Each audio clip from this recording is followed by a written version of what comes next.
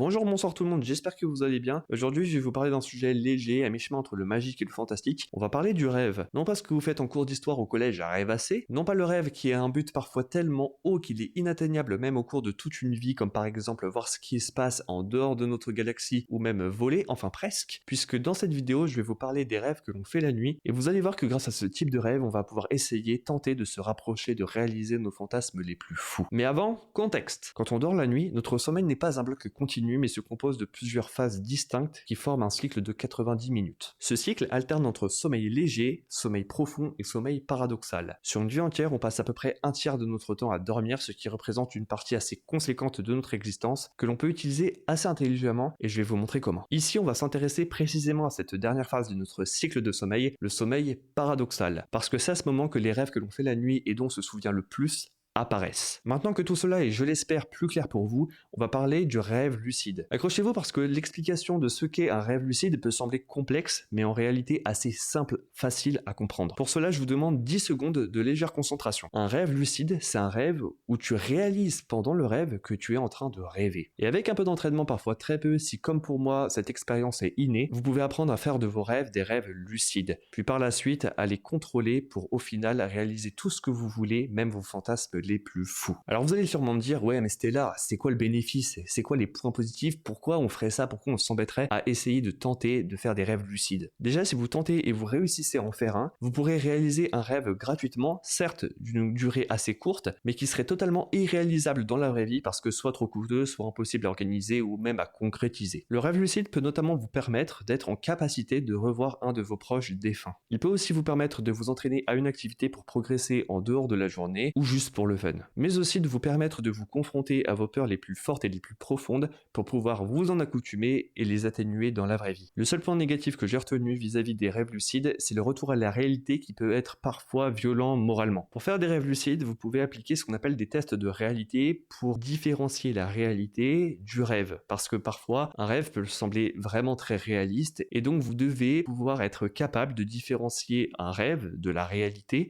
pour vous rendre compte que vous êtes dans un rêve et du coup être en capacité de pouvoir vous repérer, de réaliser que vous êtes dedans et essayer de le contrôler. Parmi ces tests de réalité, vous avez les mains difformes. Donc vous pourrez avoir un doigt en plus, un doigt en moins, un doigt d'une longueur inadaptée par rapport à la réalité, bizarre, etc. Parce que le cerveau a beaucoup de mal dans les rêves à retranscrire l'apparence physique exacte de vos mains en rêve par rapport à la réalité. Vous pouvez également respirer par le nez en vous pinçant le nez. Donc dans la réalité, bien entendu, c'est impossible, mais en rêve, c'est possible. Vous pouvez totalement vous boucher le nez et respirer par le nez. Moi, je peux pas le faire logique parce que je suis dans la réalité. Ce que j'ai aussi retenu de mes expériences, c'est que les espaces privés ou intimes deviennent publics et visibles par tous dans le monde onirique. Prenons l'exemple des toilettes, parce que ça m'est déjà arrivé, par exemple, d'avoir envie de pisser pendant un rêve. Et si vous cherchez des toilettes dans vos rêves, les toilettes seront dans des endroits très visibles. Par exemple, si vous êtes à l'école, ils seront dehors dans la cour de récré, ou même il y a, je sais pas, tout un sanitaire, tout plein de toilettes, mais sans cabine de toilette pour vous cacher. Et là, il y aura pas de cabine, il y aura juste les toilettes comme ça à la vue de tous. Certains matériaux qui ont une logique physique dans la réalité, comme leur température, peuvent changer par rapport à la réalité. Par exemple, un objet en métal, qui est naturellement plus froid que l'air ambiant de l'intérieur d'une maison dans la réalité, peut avoir une température similaire à cette même température ambiante. Normalement, vous ne pouvez pas vous approcher, par exemple, de la lave dans la réalité, parce que à 30 mètres d'une coulée de lave, l'air ambiant est brûlant. Dans votre rêve, si par exemple vous plongez votre doigt dans de la lave, vous ne ressentirez pas le même effet brûlant de la température de la lave qui s'élève à plusieurs centaines, voire milliers de degrés. Alors certes, dans votre rêve, vous pourrez potentiellement perdre un doigt, mais vous ne ressentirez pas la vraie douleur intense parce que déjà, normalement, dans la réalité, vous ne pouvez pas vous approcher de la lave puisqu'il fait déjà trop chaud. Vous allez déjà bien souffrir dans la réalité. Si vous vous approchez d'une coulée de lave, vous ne pourrez pas ressentir la même chaleur dans un rêve. Un autre test de réalité consiste à examiner un texte ou un objet, puis tu t'en détournes et tu le relis. Le contenu change souvent de manière illogique. La marque ou la description, voire même le produit lui-même, peuvent être totalement différents au cours du rêve en question, à condition de le regarder, de regarder autre chose, voire à l'opposé de ce que vous venez de regarder, puis de retourner sur ce que vous étiez en train de regarder, et il se peut que cette chose-là, cet objet, ou même le paysage entier ait changé. C'est pas rare, moi ça m'est déjà arrivé. D'autres tests de réalité consistent par exemple à essayer de se souvenir de ce qu'on a fait il y a par exemple, je sais pas, 2 minutes. Dans un rêve, vous atterrissez à un endroit, dans un contexte donné, une situation donnée, et vous ne saurez pas dire où vous étiez vraiment concrètement il y a 30 30 minutes. D'où vous venez, vous ne saurez même pas répondre à cette question. Ou alors même, il se peut, moi ça m'est déjà arrivé, de perdre un doigt en rêve. Genre, j'avais un doigt, j'avais bien mes 5 doigts, sauf que mon doigt là était coupé, vraiment comme un peu un moignon de doigt. Et en fait, je me souvenais pas de comment je m'étais fait ça. Ça veut dire que c'est un rêve. Voilà. Faire un rêve lucide et apprendre à le contrôler, ça peut prendre parfois vraiment beaucoup de temps, que ce soit des jours, des semaines, voire des mois, peut-être même des années entières, je sais pas, pour moi c'est inné. Et ben, essayez dans un premier temps d'observer